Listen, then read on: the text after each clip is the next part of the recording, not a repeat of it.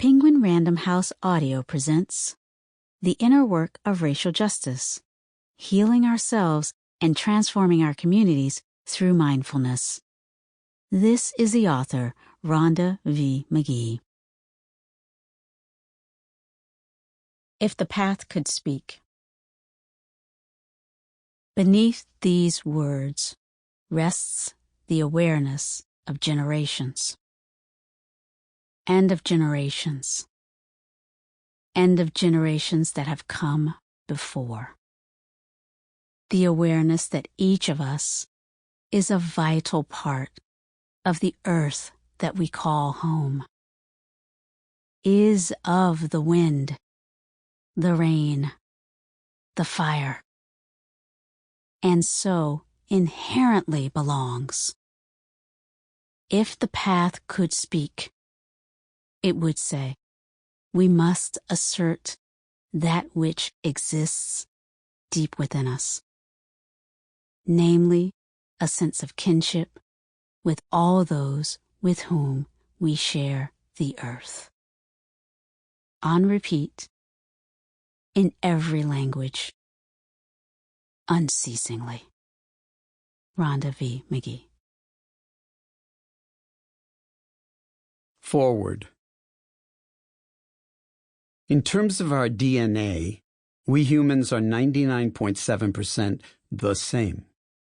This sameness doesn't negate or belie the reality and beauty of our differences, yet we persist to a large degree in overt and unconscious disregard and othering, both of which make it extremely hard for us to see our own implicit biases and the toxic effects these can have on others and, ironically, on ourselves as well.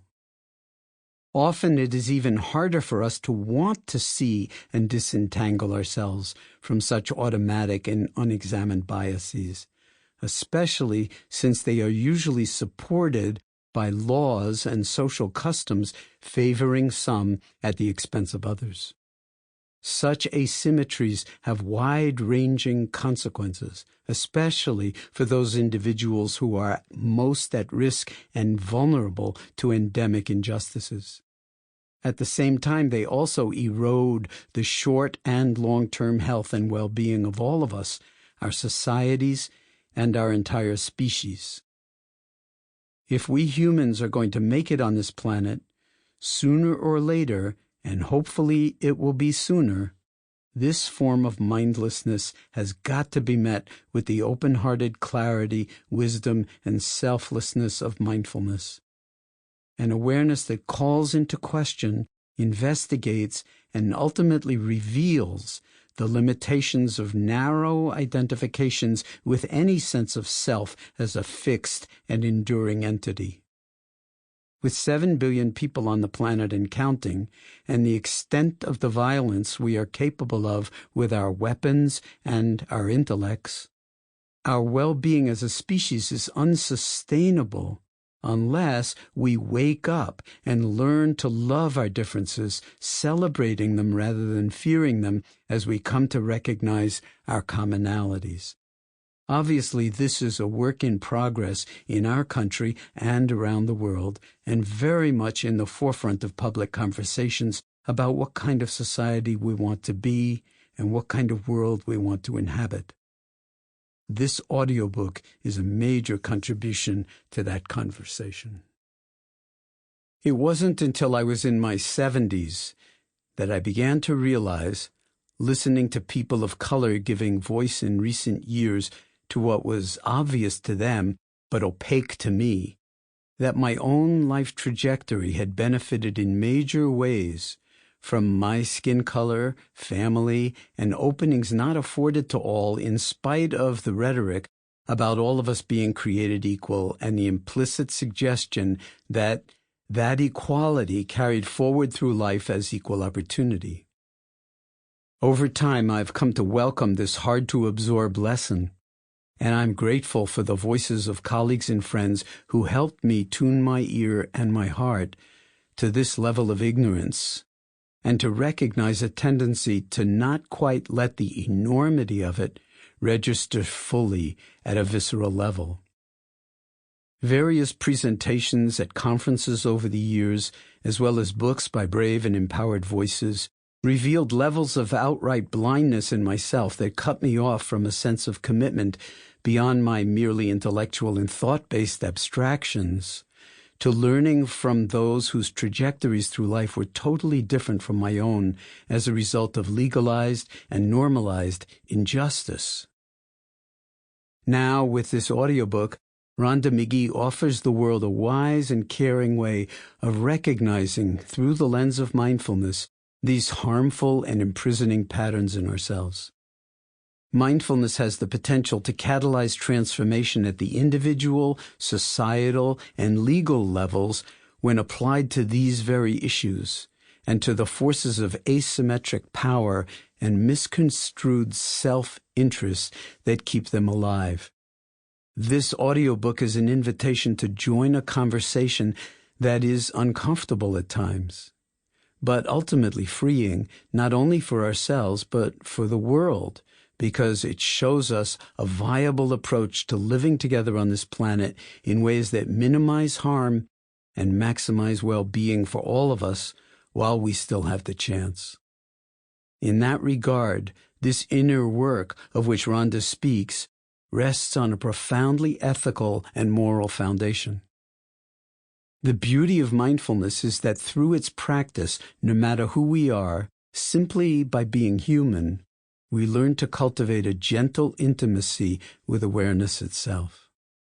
From an evolutionary perspective, we might say that our innate capacity for awareness is the final common pathway of what makes us human.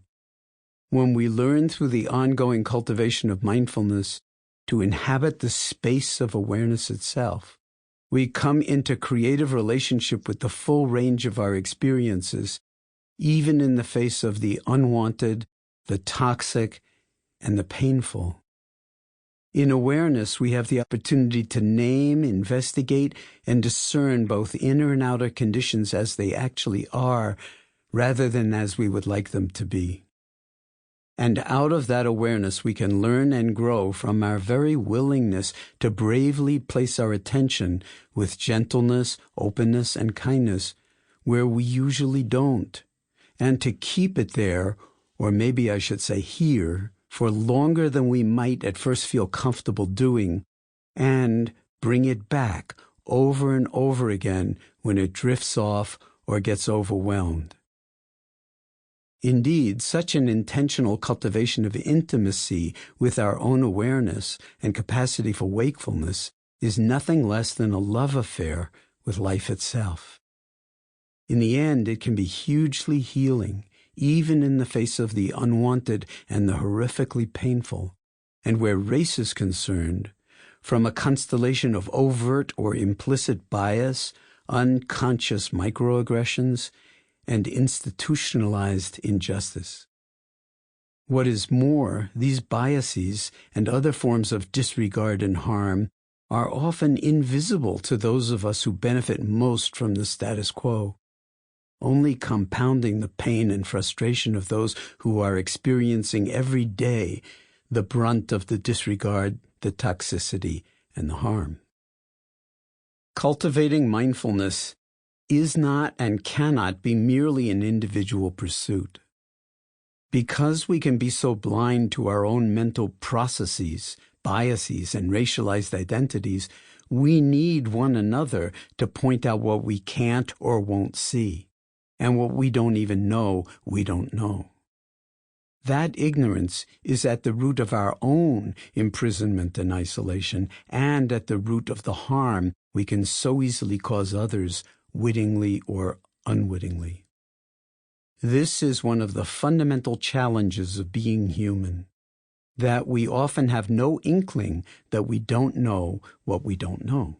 We create stories in our minds that separate us from others, and often separate us from our own wholeness as well. We easily assume that we know the other when we don't. In actuality, we don't even know ourselves. This is where learning how to default to and inhabit the domain of pure awareness comes in. an awareness that transcends our highly conditioned pattern. Sample complete. Ready to continue?